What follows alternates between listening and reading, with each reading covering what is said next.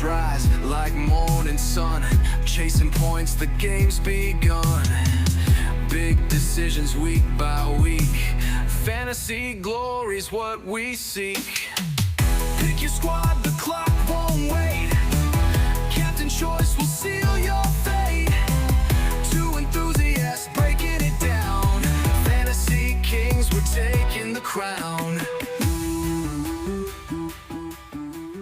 Hello and welcome to another episode of Tinker Time, an FPL Pod, the show for every fantasy Premier League manager who's already second-guessing their latest draft. It's Friday, August 14th, 2026, and whether you're finally locked into your Gameweek 1 draft or just here to scout some differentials, you've come to the right place. I'm Matt, alongside Jim, and we're here to help you tweak, test, and yes, tinker your way to the top of your mini-league. We'll help you break down the best value picks, fixture trends, and hidden gems, so you don't have to stare at your squad screen in despair. So let's pop the hood, crack open the spreadsheet, and get tinkering. Jim, I can honestly say I have not spoken to you since the end of last season. It is an honor to share the airwaves with you again. How the hell are you? I am doing great, and this is a real treat. Our first face-to-face record since maybe November. Cheek to cheek. Cheek to cheek. Our first face-to-face record. Maybe the first time I've seen you since the end of the premiere. I was starting to think you weren't even a real person. Well, I'm here in the flesh. How's your summer going? Summer has been good. Summer's been well. Summer's been well. I've been very busy. Yeah. I have been just doing everything I can to really soak up the summer. Like Sheryl Crow. I have been doing everything I can to get just everything You weren't I can. prepared for this question. Just to get everything I can out of this summer. Flat-footed. You know, I've been enjoying time with my family. I've been enjoying the nice weather that we've had. I've been sunning my taint. It's been great. Yeah. All important things. What have you been doing? I'm glad that you gave us in those order of your favorite. In order of priority. What have you been up to, Jimbo? Similar. Enjoying the sun. Did you enjoy the World Cup? Swimming. I did enjoy the World Cup for the most part. How about that final? To be fair, I did not get to see most of the final. I saw about the last 20 minutes. How much of the final? Like the last 20 minutes. To be honest, I mean, you didn't miss much. Yeah. It's okay. Yeah. You're great. busy. There were some great games this World Cup. What was your favorite game? England, Mexico for sure. That was a good game. That was a good one. That was a really good game. Yeah. Tuchel out. He really chotched up that whole Josh. situation. What are you going to do? Fire him. Move on. You could. Yeah. You could. That's what I would do. Well, What about you? What's your favorite game? boy. Well, I'll be honest. For most of the tournament, I was really buying into the Argentina conspiracy. Oh, yeah. It just felt like The one where it's filled with ex-Nazis. my gosh, we're going right there already. You said conspiracy. Well, it just felt like, I mean, come on, Argentina, they were down to Egypt. They happened to find 2 goals. I mean, it was very set up for Messi to go out in a blaze of glory, win his last World Cup, and obviously he didn't. You know, Obviously, the Spaniards kind of just took it to him in the end there. Ferran Torres just, he kind of put that one to rest there at the end. But my favorite game, this is going to sound a little biased, but I loved the way the U.S. came out and just dominated in their opening game. As a U.S. supporter, it was nice to see that. Obviously, the U.S. did not really meet expectations, I would say. True. Ultimately, nice to see Pochettino come back for 4 more years. That's what Big it's looking surprise like. there. I think I said to you, he's going to sign. I think he's going to be in Newcastle by the end of the season. Eddie Howe out. How's out? They're They're going to sign somebody else who's going to be a flop. They're going to back up the oil vault right up to Pochettino and bring him over. Let's hold the Newcastle talk because there's been a lot of news. There's been a lot of stuff going on at Newcastle. Some Newcastle news. Old Newcastle news. Speaking of Newcastle, did you watch Sunderland Until I Die yet? I haven't. No. Sunderland. No. But speaking of Sunderland, did you see they announced their 3rd kit today? I did not. It's beautiful. Is it? Go look at They're it. going with no sponsor. Then. Go look at it. I gotta give it to them. I think they called it like an ode to their old tradition. It's got like a midnight blue. It's gorgeous. 26, 27. It's for our pod only listeners. I urge you Go look at this one. It's really good. Blue one? Do you know how to use the internet? You don't think it's good? I don't think I found the right one. Boy, It was not midnight blue whatsoever.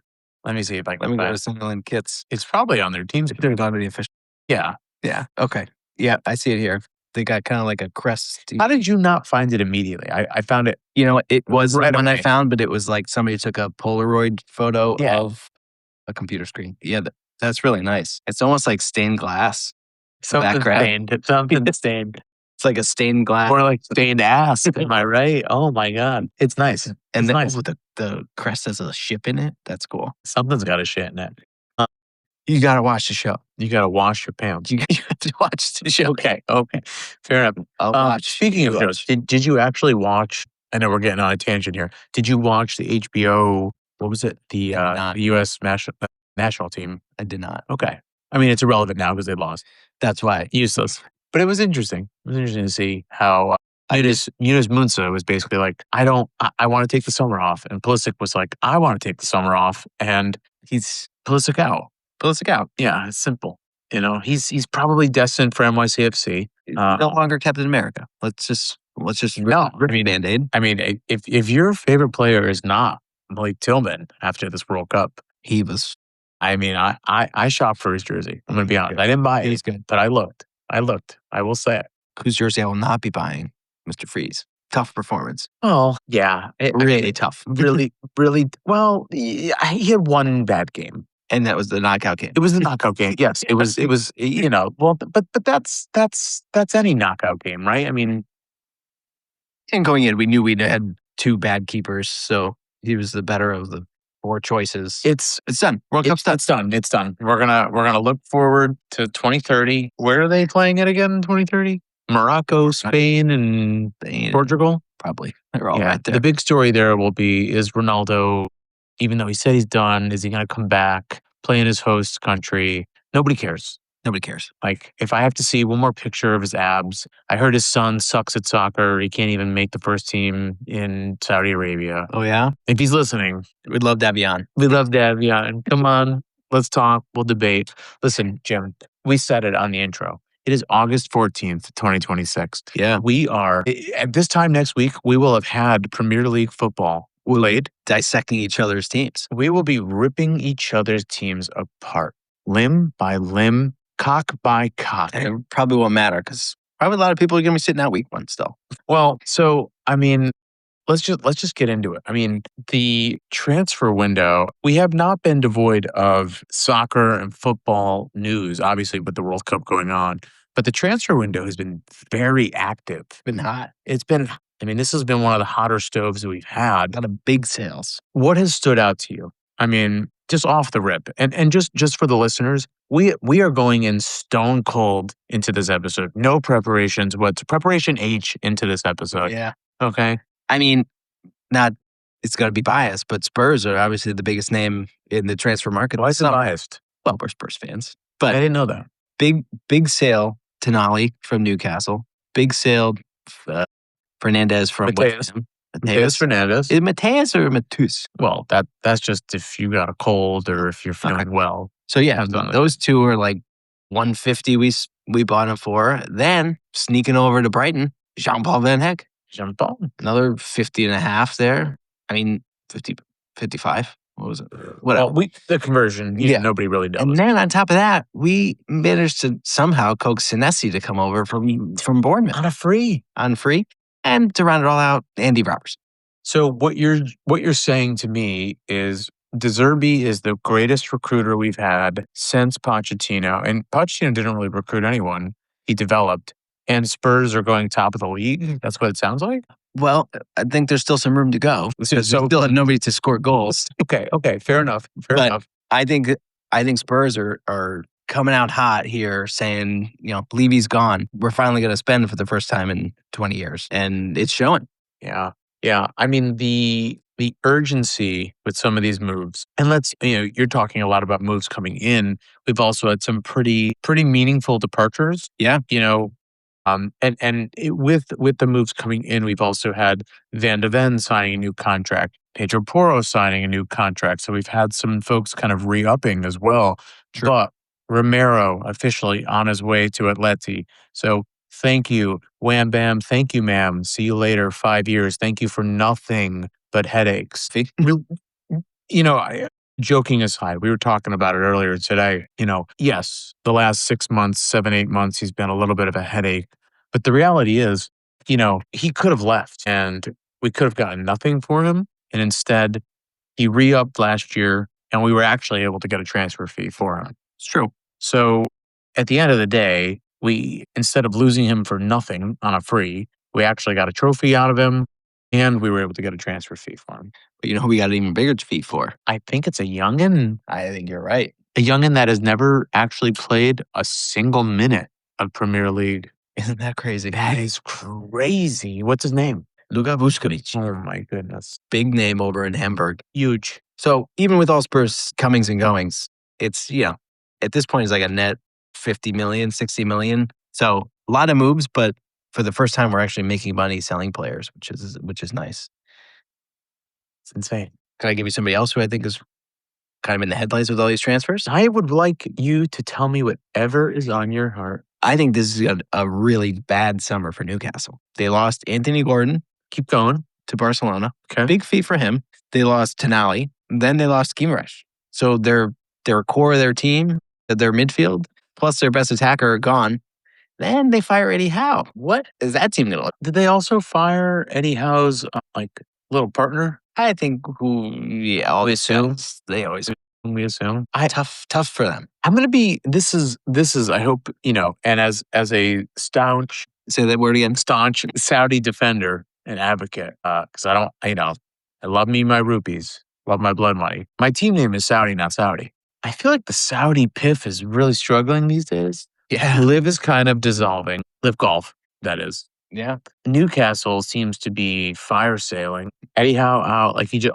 Newcastle, European last year. This year, they can't seem to keep anyone around. Yeah. Their big signing, Alanga last year, clear flop. Voltemade didn't really pan out. There's rumors that he might be on the way out. I'm going to spin it. Good luck. What bright spots do you potentially see for Newcastle this season? Do you see any? Because I see a single bright spot this season. No, I don't. I see a single bright spot. What is it? I think there is potential for a man named Harvey Barnes to have a slight under-the-radar opportunity to get minutes and to be a goal threat. Because where are Newcastle going to get their goals from? Voltemade had a chance last season to get minutes, fell out of favor. I get it. I understand Eddie Howe's not there anymore. Yeah. So Voltemade could reclaim some of those minutes, but Anthony Gordon's gone. That's gotta be Harvey Barnes' spot now on the left, no? So now it'll be Barnes, Vissa, Alanga up top. With not Voltemade? With who in the midfield though? Like that. Joe Linton's still there. Point. So Joe Linton, I think maybe plays in a 10. I guess. That's what I'm saying though. But like if you go and look at that squad, and I'm not saying that squad it's flawed, right? Like, let's go look at that squad right now, right? I go bring up that squad right now. Let's see who can get there faster. I'm in it. You're so much better. Joe Willock, Jacob Ramsey, Lewis Miley, Alanga, who are both injured. Jacob Murphy, Harvey Barnes, Vissa, Asula, Voltemade. Yeah. Like that's Joe Linton. So I don't know. It's gonna be a tough one. But that's what I'm saying. Like I don't see Jacob Ramsey taking the left from Harvey Barnes. I'm with you. He's gonna get all the minutes. I think Harvey Barnes is gonna get those minutes. So it's whether or not he's gonna have the team around him to that's fair. That's fair. I'm just saying, as far as Newcastle attacking threats, keep an eye on opportunities.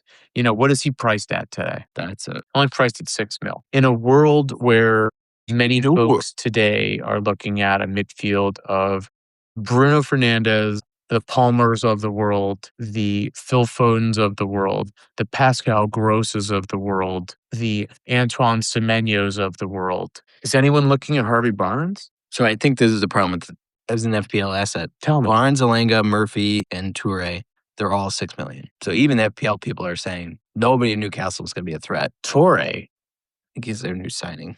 Who the hell is that? Bazamana Toure. He doesn't even have a picture, Jim. Yeah. Is he from their U21? Like, who is he? He has no stats. What is his actual name? Bazamana Yutori. He's from the Ivory Coast. He's 20 years old. Yeah. Okay. I mean, his primary position is on the left foot.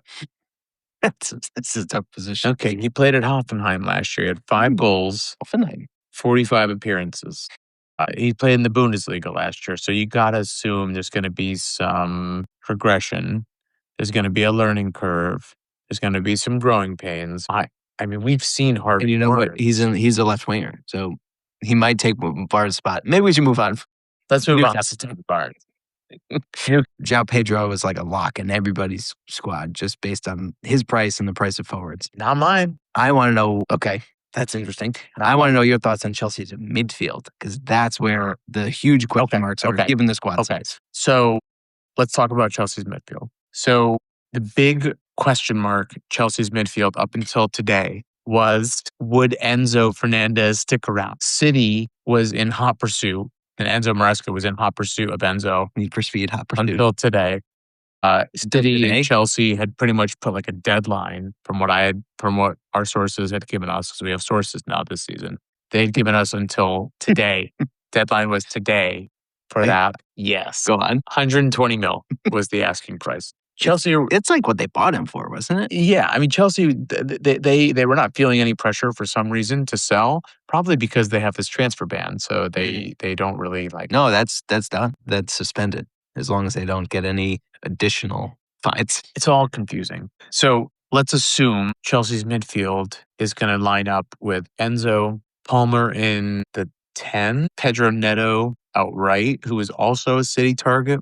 I mean, it kind of feels like Maresca is just trying to ping players from Chelsea and bring them over. Caicedo, who was one of those players I was talking with FPL Black Lab, who, shout out to FPL Black Lab, who I believe is rebranding this season as FPL Ledger. FPL Heath Ledger.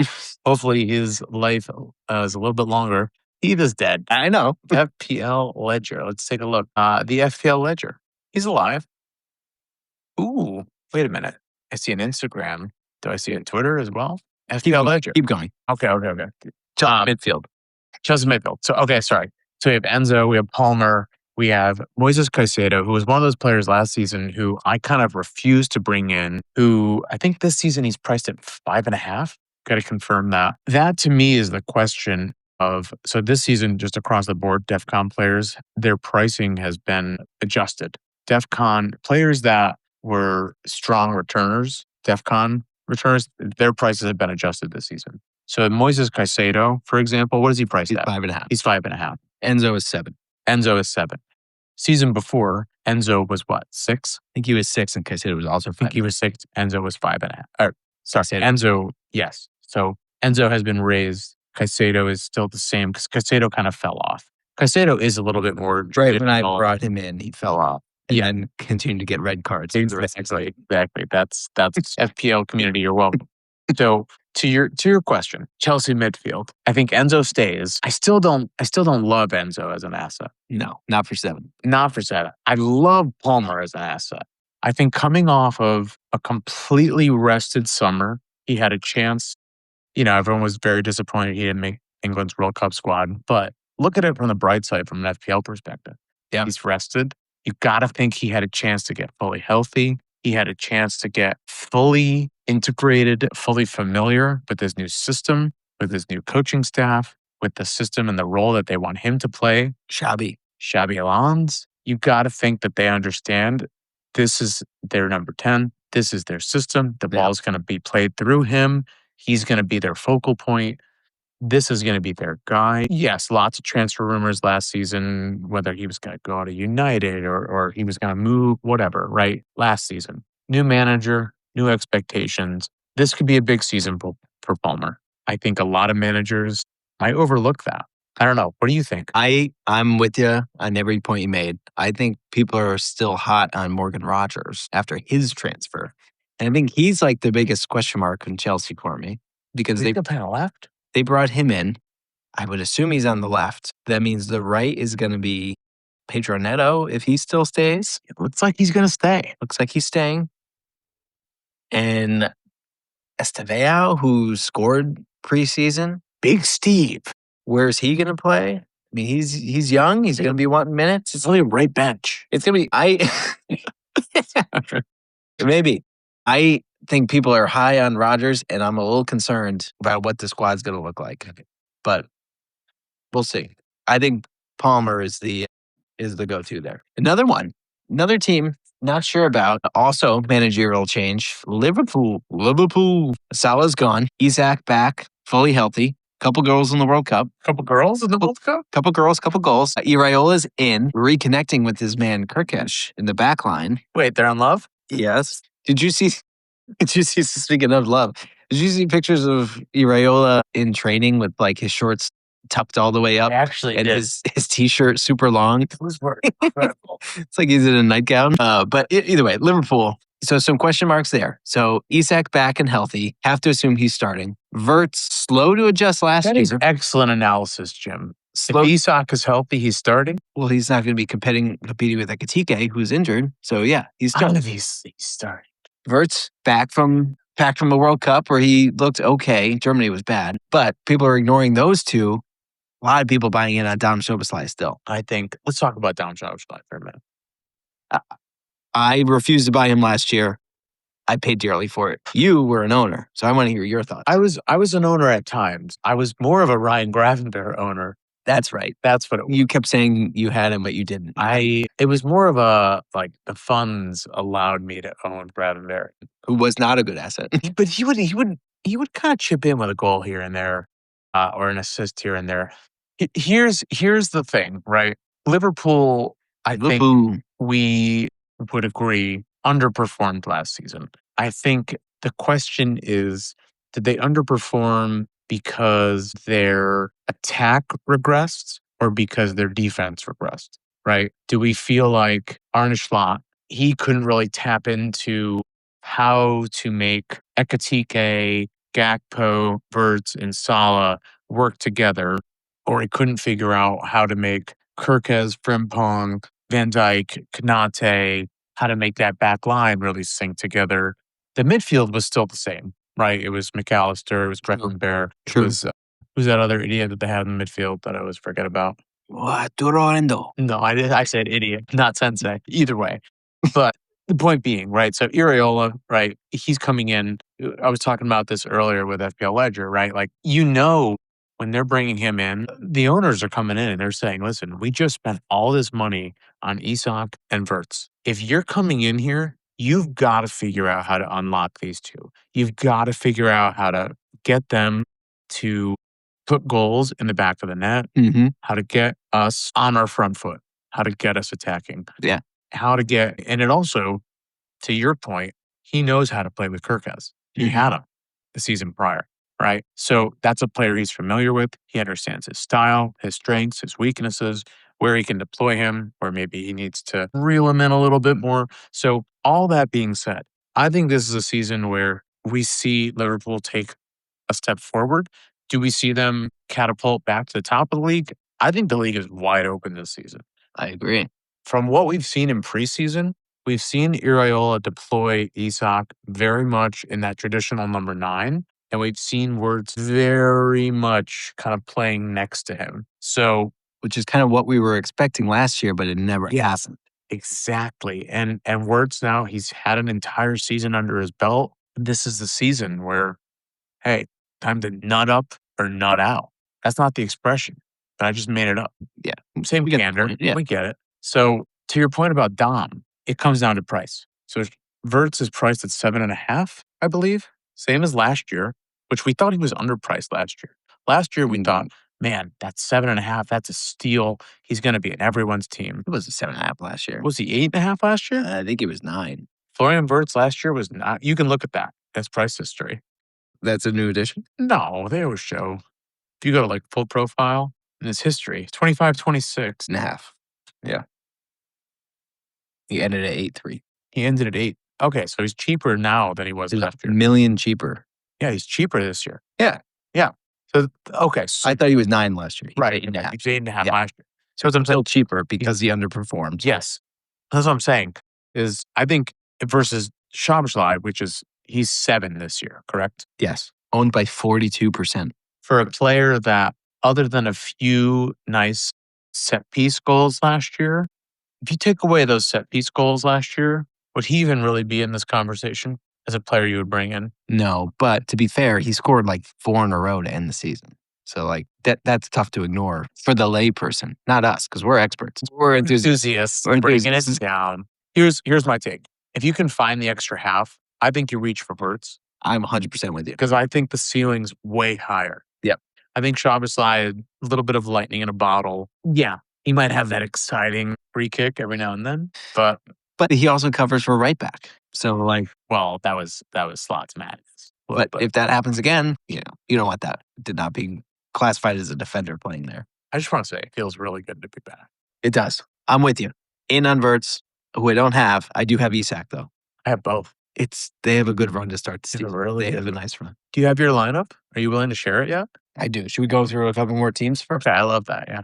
I want to hear your thoughts. City. I was hoping you'd go there. City. Okay. City. Okay. Holland. Big summer. Americans fell in love with him. Will he start game 1? Probably because he's a freak. But at the end of the day, might not be a problem because he is who he is. Okay. I think the bigger question is the midfield Mm. with all the outgoing transfers they've had. And I want to know who you have in your team from their midfield. Okay. So you don't want me to talk Holland at all. You just want me to go midfield. No, Holland's 15 and a half, right? The highest price ever. So I don't know what else there is to say about him. His records speak for himself. Oh, but I have so much to say about him. I'll give you 30 seconds to speak about him. Okay. The issue with Holland. You start off with an issue. No, I have an issue with Holland. I'll see you do 3 more seconds because I spoke. Okay. If you are thinking about withholding Holland because of the price, I could understand it, but have a plan to get him in by game week 3. If you are thinking about not having him in for game week 1 or 2, I understand it. If you are thinking about maybe a free hit in game week 3, I fully support it. And that's all I'm going to say about it. Because you only giving me a few seconds, and I'm trying to be respectful of that this season. Game week 3. He's playing Coventry in game week 3. You got to be kidding me. Week 1, he's playing Bournemouth. Bournemouth, Palace, and Coventry. I'm saying if you don't have him in your squad to start the I season, think it's ridiculous if you want him for game week 3 and you're not going to start with him against Bournemouth at home. if you're worried about minutes, I think the key indicator is if he plays 0 minutes in the Community Shield this week. That's true. Then you might be worried about the minutes in game week 1. If he plays 30 minutes in the Community Shield, I think he plays in game week 1. I think you feel good about that. I don't think anybody's going to be blowing up their team to bring him in after 2 weeks. Well, free hit, you're not blowing it up. You're just taking a 1 week. Okay. That's fair. Because keep in mind, All right. We're past. Midfield. no doubles before game week 18, probably. No, confirmed. Confirmed. So keep that in mind. Okay. Midfield. So midfield's a tricky one. So if you think about midfield assets, Reinders just got sold Gone. to the Bloodlusters. So that Wild- leaves Wild basically Foden, it leaves Doku, it leaves Yep. Semenyo, Yep. it leaves Elliot Anderson. Those are kind of the 4 main ones. Am I missing anyone? Shirky. Okay. Those are the 5. Okay. Sanino.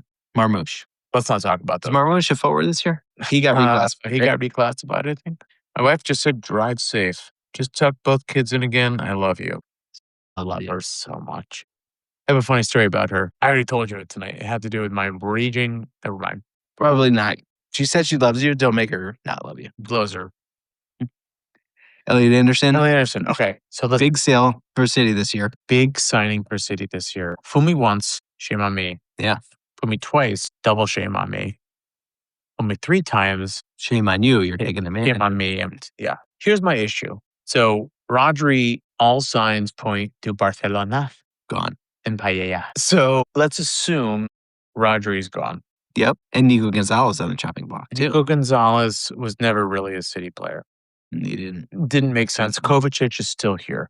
I forgot about Kovacic. Yeah. Let's assume he is really the backup. Yeah. So Elliot Anderson's coming in with a clear path to minutes. Why would Elliot Anderson not have the same level of defensive contributions, which we know what a season of Elliot Anderson defensive contributions can produce? And why would we not think his potential for goal contributions would not increase just purely from the relocation from Nottingham Forest to the juggernaut that is Manchester City. How do you avoid Elliot Anderson, Jim? Tell me about that. How do you avoid it?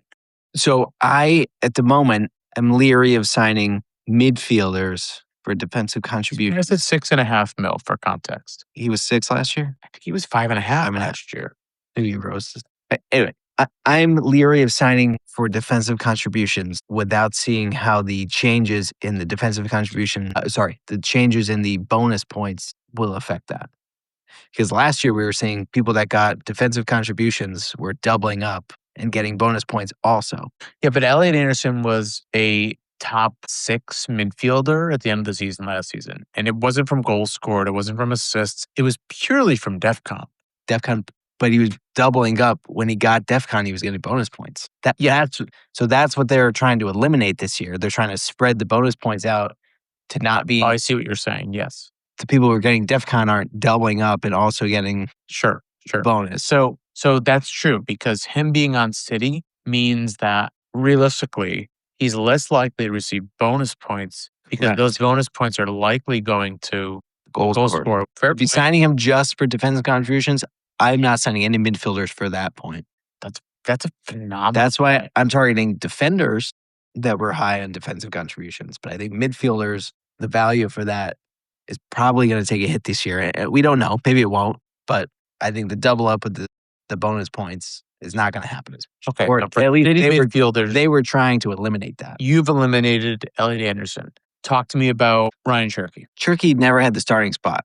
What do you think he does now? I don't know. I think he and Doku are going to be fighting for the starting spots. Really? I think it's going to be Semenyo and Foden are nailed, and then it's going to be Doku and Cherky fighting for the last spot. That's interesting. Tell me left and right. What do you think? What do you mean? Who's plays? I think it's going to be Anderson and probably Gonzalez until he's sold. So you think they go a 4-3-2-3-1? Yeah. So last year we saw Pep go 4-1-4-1. We're not looking at Pep. We're not looking at Pep. But Maresca's a descendant of Pep. Do you think there's any continuity there? I don't know. It's too tough to tell. All I know is that I think Foden is going to have a good year. I think he's going to get that. He's going to get the minutes. I think the 10's going to be his. He's going to have time and space. I think it's his to lose. Yeah. And for $7 million, you could take the shot on it. 7 mil for Phil Foden. I mean, you think about last season, he had that run from game weeks, maybe what 7 to 14? Yeah, right after I sold him. He was the best midfielder. Yeah, it was. He was the best midfielder in the game. He was, what is the word? Good? No. Great. No. Very good. Better than that. Superb. You couldn't go without him. Yeah. Okay. Irreplaceable. Beyonce. Essential. Oh, yeah. Essential is the word. Yeah. So it was the one I wanted. It's 7. I mean, a 7 mil Phil Foden. We haven't seen that in years. Because look at Maresca's team 2 years ago when Palmer was healthy. You're saying Palmer and Foden aren't going to be playing the same role? Exactly. Well, to be fair, Maresca only had Palmer for a season, and Palmer was injured. Maresca was only there for one. Yeah. Who was the manager the year prior? Before Maresca? Yeah. It wasn't a good year. It wasn't Tuchel. Between Tuchel and Maresca was Poch. Oh, yeah. Poch. But that was a short stint, too. Poch really was the one who gave Palmer the chance. Yeah. But just for context, Foden, the last time Foden was priced less than 8 mil was 2021. And that was peak KDB, Gundogan, Bernardo. Okay, Gundogan. Yeah. I mean, he was not an integral part. No, but he was still coming out and scoring. He was still coming, and he was coming hard. Yeah. And he was scoring. So, yeah, I love the Foden option. To your point about Doku is one of those players, when you watch him play, you're like, how does he not just carve up defense and put in 15 to 18 goals a season, just one-on-one? But he doesn't. Yeah. It's kind of weird. Savinho is likely, hopefully, on his way to Spurs. I mean, that saga has been going on for almost a year at this point. Yeah, hopefully that comes to a head very soon. And then who's the other one that we talked about? We talked about Doku, Savinho, Foden, Cherky, Elliot Anderson. Who are we missing? Semenyo. Okay. So Semenyo, who had a very, very nice beginning of the season with Bournemouth, eventually made it essential made his way over to City, continued his nice run of form. Yeah. What we've seen in preseason thus far, and what I think will continue with Maresca loves to get his wingers very wide. And what we've seen is Semenyo supplying the ball, not scoring, but we've seen a lot of balls put into the box. And that has resulted in 4 assists, I believe, last I checked, for Semenyo in preseason. So what you may end up seeing is more assists for Semenyo, not necessarily goals. Assists are good. They're still good. For 8.5 assists are good. Are they? I mean, Bruno Fernandes at 12 versus Semenyo at 8.5. An assist at 8.5 versus an assist at 12. I take it at 8.5 versus 12. But Bruno Fernandes with an 8.5 assist plus a pen might be worth more. That's true. It's true. I know, and I'm kind of comparing different things now. I know. I'm kind of mixing and matching here. Yeah. So I know that midfield's tough. That midfield's tough. Yeah. Right now, I'm looking at Foden. Foden's my main cog. Until I see that he's not getting the minutes and somebody else is guaranteed a 90 at City, he's who I have. What do you like for City defense? Currently, I have Vardiol just because I can't afford O'Reilly. I do too. We have a very similar team, I think. I have a raging clue.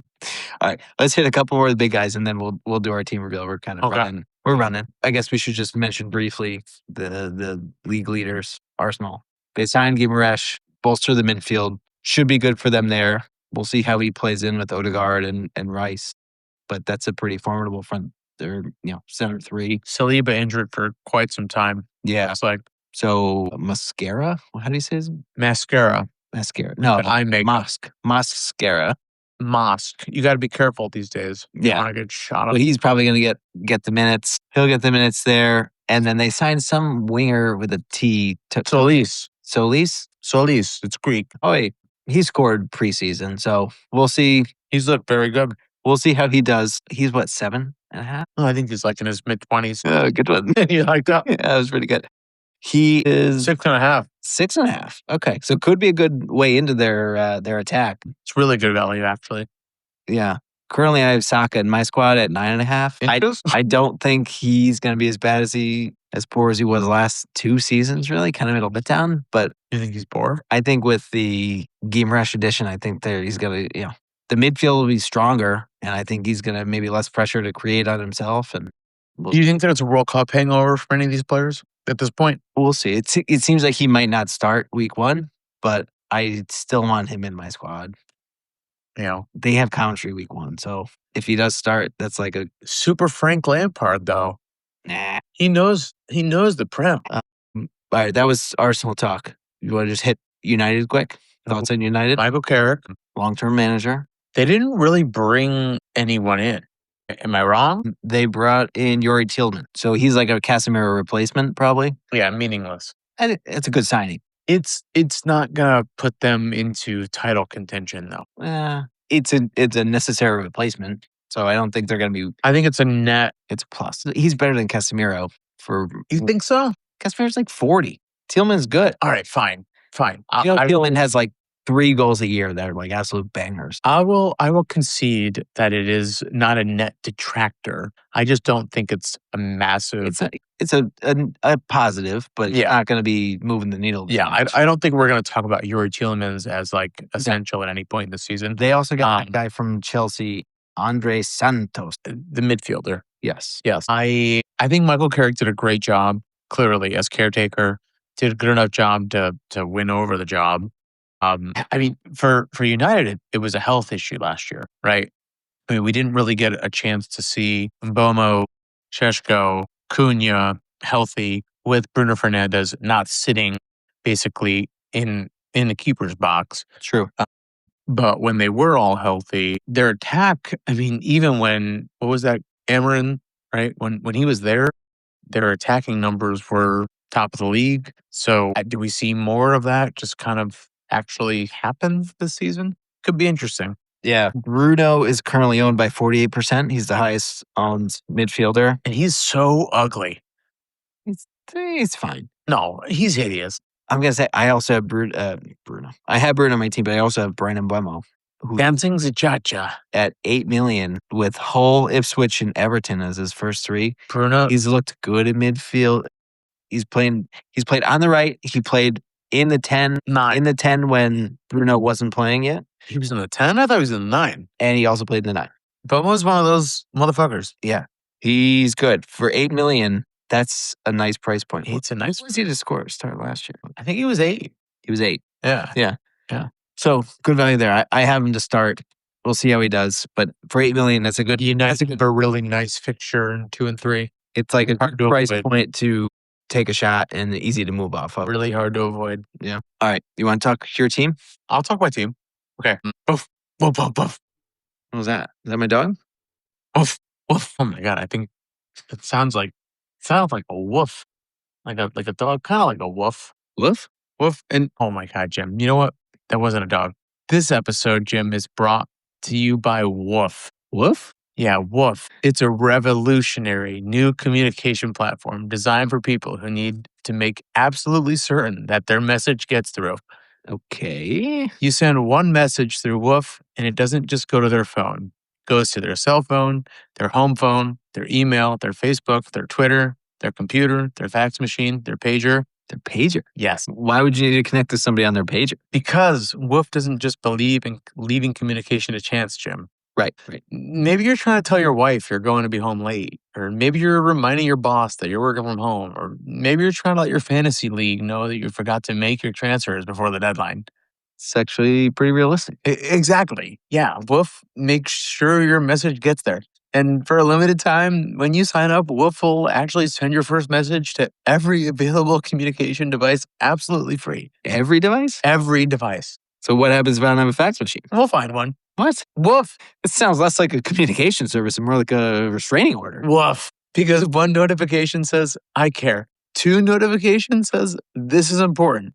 17 notifications says, Please stop. woof. Now back to the pod. That's an interesting little twist on there. That's Twists. 17 notifications. All right. little tete-a-tete. Woof. All right. So we were about to look at, I don't even want to say my first draft, but my latest draft. Yeah. So I got a few chances to tinker. Now we are, like I said, we're about 6 days out from the deadline. Deadline is Friday, August 21st, 1:30 Eastern. So it's around the corner. Opening fixture. Arsenal's hosting Coventry, the up-and-comers. Right now, my team is as follows. So I've got Burn Leno Okay. and Senelanet. Okay. So that's 4.5 mil and 5 mil. okay. Leno has Chelsea, Sunderland, Palace. So I'm not starting Leno, but I'm starting Lemons in his first 2. He's got Hull, Ipswich. He has Everton in his 3rd game. Leno has Palace in his 3rd game. So I haven't decided yet. In 3rd. Backline right now, Calafiori, Mm-hmm. Good value. Milan Van Uyck, who is a very popular Coventry defender, priced at 4 mil. Supposed to get big DCs. Big DCs, very popular pick for Gameweek 2. Coventry is playing Hull. I have a second Coventry defender, also priced at 4 mil, who should be starting a similar fixture run, obviously. I have Guardiola, priced at 5.5 mil, who should be nailed for the first few game weeks. And Luke Shaw did play for England. Similar boat as Maguire, I think. But I'm going Luke Shaw. What is he, 5.5? 4.5. Okay, that's cheap. Pretty cheap. Yeah. Midfield 5, Pascal Gross, who is a very popular pick. At this time, he is selected by somehow only 11% of managers. But hear me out. 5.5 mil, nailed. Yep. On penalties. Yeah. I mean, at that price I think point, we've talked, though. Danny Welbeck's over at Chelsea's. Welbeck's gone. Chelsea. Matoma kind of stinks now. Brighton have not finished outside of the top 10 in years, though. Well, they've had Welbeck. I mean, they've got They've had that other guy. They've got the wonder kid. What's now. that other guy? Oh, Evan Ferguson. No. I thought they sold him. No, he's still there. Who's that? The guy he plays on the right. The midfielder. Minta. Kuba Minta. I've got Iliam Njai. Smart. Staying. No. Wants to stay. Apparently a Saudi piff, not piffin. Mm-hmm. I got Florian Wirtz. Nice. Philly Fodes. Talked about him. Bruno Fernand. Nice. Alexander Isak, We're getting Erling Isak. Haaland, and Jonah Kusi Asade, the forward from Fulham at 4.5 mil. Thoughts, reactions, critiques. I like it. I'll start there. I'm not sold on Gross. I think I've said that. I think the double up on a Coventry defenders is risky, very risky. Could pay out, but to bring two in to target a game week 2 matchup versus Hull could be tough to get off of two $4 million, £4 million defenders if you need to do that without using your wild card. So could be a high return there, but risky given their first 3 matches are Arsenal, then Hull, then City. So you're kind of banking on the clean sheet on week 2.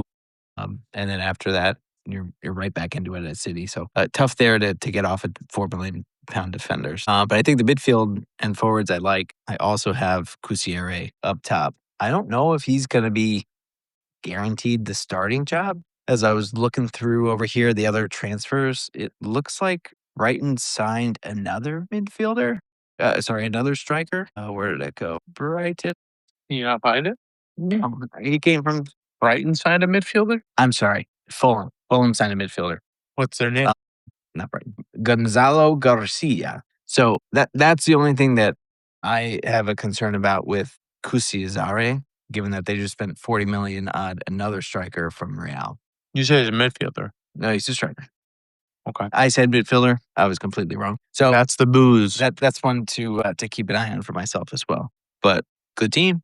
Who are you still up in the air on? Well, I'll be very honest. There are rumors that Saliba is going to be out and that Ezri Konsa is going to make his way from Villa over to Arsenal. Ooh, that I would think be. that could blow up FPL. He's 4.5. It's 4.5. So I might bring him in now just in case. That's what I'm saying. That opens up a world of diarrhea into FPL. 4.5 would be really nice. That would open up the floodgates to FPL. Yeah, interesting. I don't know what I would do with that. Because right now I have 2 4 mil. Can you stop chewing into the pod? What are the listeners going to say? I have voice and module. Let's assume Calafiori at 5.5 goes to 4.5 with Ezri Konsa. I get $1 million back. That's a lot of money. That's a lot of money. Do I put that in the midfield? Do I bring? I would go forward, upgrade Kusiere. I already have Isak and Holland up top. Well, that's the problem with Holland. You feel like you don't need to, but I don't need to. well, that's true. I think I would upgrade one of my defenders. I have 2 Coventry defenders at 4 mil. I don't like 2 4 mil defenders. I know. I think I'd like a 5 mil defender, like Luka Vuskovic. Apparently, the $50 million wonder kid from Spurs. Hoffenheim. The Hoffenheim Wonder Boy. We'll see. All right. We'll see. All right. What do you got? We'll do mine. All right. For keepers, I have Kinski and Verbruggen. And Sonnen? So 2 4.5 mils there. It could bounce back and forth. I don't see either of them losing the job. So should keep me good for forever until my wild card. Forever. So that'll set me up for if I want a bench boost or so. 2 4.5s there, both starters. Defenders, I have Vardiol, Kirkesh, who I hinted at earlier. I hate that pick. I love it. Jan-Paul Van Heck, Michael Hughes, Charlie Hughes at Hull City, and Van Uwijk at Coventry.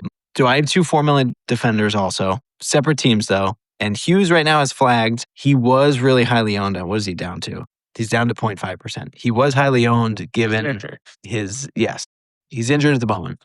Unknown return date. So if he doesn't clear up by this week, I'll sub him out. But based on his defensive contributions last year, he was supposed to be a big DC guy coming in. So at 4 million, I brought him in. We'll see if he stays in the squad. He might be. Kirkesh at 5.5. I want to take the shot, just given how good he looked with the Areola previously. He was so disappointing last season. Yeah, he had a little injury spout too, I think, at the beginning of the season. So he was a slow start, similar to Wirtz. We'll see. I think Areola is going to have the boys fine. Midfielders. So I really loaded up on midfielders here. I have Bruno, Palmer, Saka, Buemo, and Phil Foden. That's a monster. Yeah, 19, 21, 31. Carry the 10. 46 million in my midfield. That's a lot of pesos. But yeah, I'm going to stick with that. I think Saka might not start just coming off the World Cup. Which is crazy because he barely played. He had the hat trick in Yeah, The but Bronx medal. he's tough. Yeah, he played one game. Yeah. So I'm high on my midfield. That's where I'm banking on my goals. And then up top, I have Isak, João Pedro, and Kusiazare. So I think João Pedro is also 55.5, almost 56% owned. So huge there. I think that's a lot of people's second choice striker. Definitely if you don't have Haaland, you have him. Right. And I think Haaland and him are like a good 1-2 punch that a lot of people have. So I think not having him is, even if you don't believe in him, I think not having him just on how highly he's owned might hurt you. I think it's interesting. We are both banking on Isak bouncing back. Yes. I think a lot of folks right now, from what I've seen on the interwebs, and I love the interwebs. I've seen a lot of front three, Holland, João Pedro, Calvert-Lewin. That seems to be a disgusting template. Yeah. What is he? 6. Calvert-Lewin is 6, João Pedro 7.5, Yeah. Holland's 15. But DCL can only score in that one spot. Yeah, right there in front of the goal. Yeah. That's all he does. And he's on penalties. Yeah. If I could afford him, I would bring him in. So, yeah, the only ones I'm not sure about are Hughes in the back and then the Kusiazare up. Yeah, but Hughes is on your bench. Correct. So who cares? So I can swap him out for another 4 mil defender. Right. Which is what I do. Do you really think Kinski is the answer as your keeper? I don't want to spend 5 on the keeper. So let me ask you this. Gabriel last season was essential. Let's be honest. I never had. How'd you do last season? Not great. I mean, are we overlooking him? Gabriel? Yeah. At 8? I know it's very expensive. But you're not spending money on Holland. But I think it goes back to the same thing. He had a lot of bonus points. Boner points. Which we're expecting him to not get this year. So the question for me with Gabriel, and I don't know the answer to this. I'm genuinely asking this. How much of Gabriel's performance last season was the result of playing alongside Saliba, right? Like, not to say that Gabriel is not quality by any means, but there is something to say for Saliba covering for him. True. Right? Like Gabriel can go up on set pieces. Gabriel can go up on attack because Saliba's covering for him in certain aspects, right? You know what I mean? Yeah, I think the clean sheet expectation, it will be lower. Yes. So then if he gets an assist, does he guaranteed bonus points? Probably not. I don't know. Assists with no clean sheet? Probably no bonus points. I know, right? Yeah. It's a lot of money. It's so much money for a non-wing back to be. But the problem is going to be is if and when he hits, it's going to be so obvious. Nah. What's he owned by at the moment? Right meow? Right meow. He is owned by 27.7. So a quarter of the game. Yeah. Which is not bad. So if he hits, I don't know. It's like every fourth manager is going to be smarter than you. It's like every cheap defender scores a goal. And it's so obvious, but nobody has him actually putting it on. I mean, I'd be interested to see what his ownership was game week 1 last season versus what it was at game week 10 or 12. Because like I literally remembered last season around January. And I remember this very clearly because I was not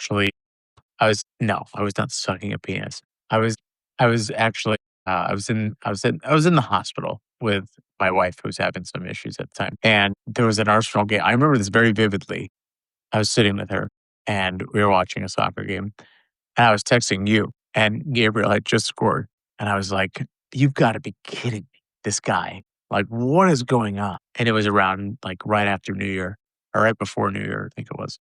No, it was right after. And I'm just very curious, like, are we going to get to that point?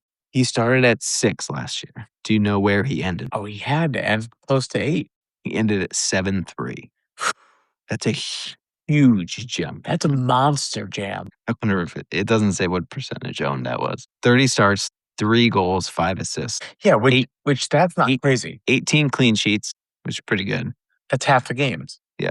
30 bonus points. Does it say defensive contributions? 30 bonus points. So let's assume that when he did get bonus points, that means he probably got bonus points in 10 games because he probably got 3 bonus points when he did get it.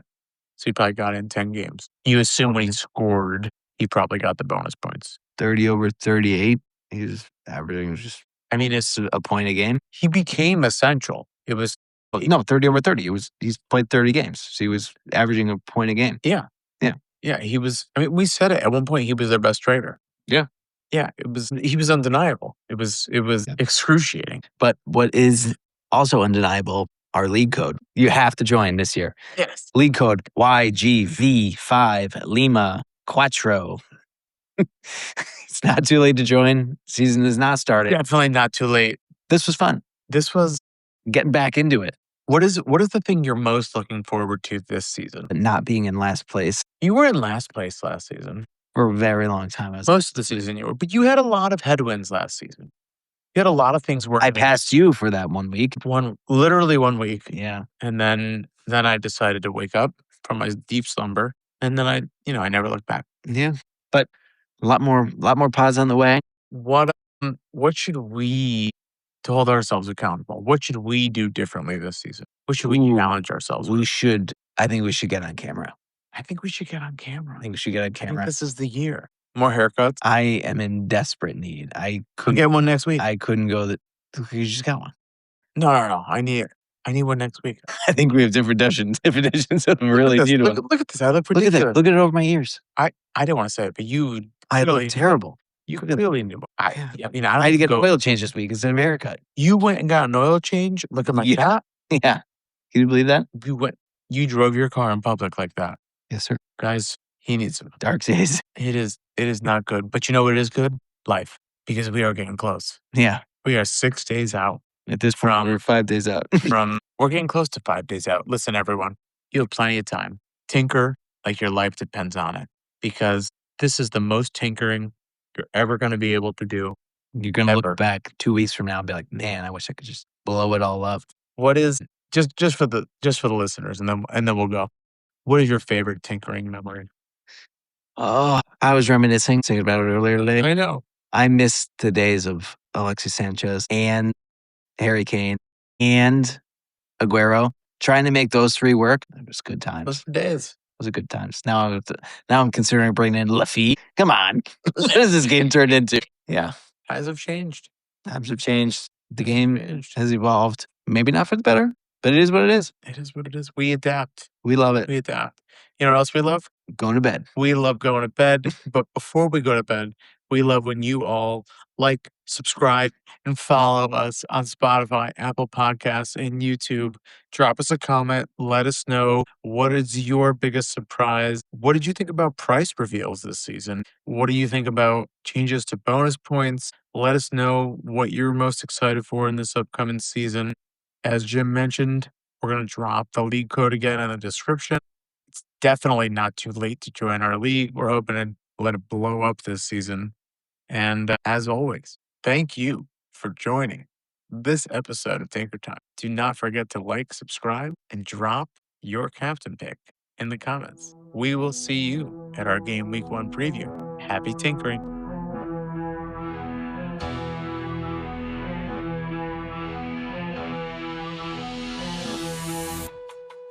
Draft dreams rise like morning sun, chasing points, the game's begun. Big decisions week by week, fantasy glory's what we seek. Pick your squad, the clock won't wait, captain choice will see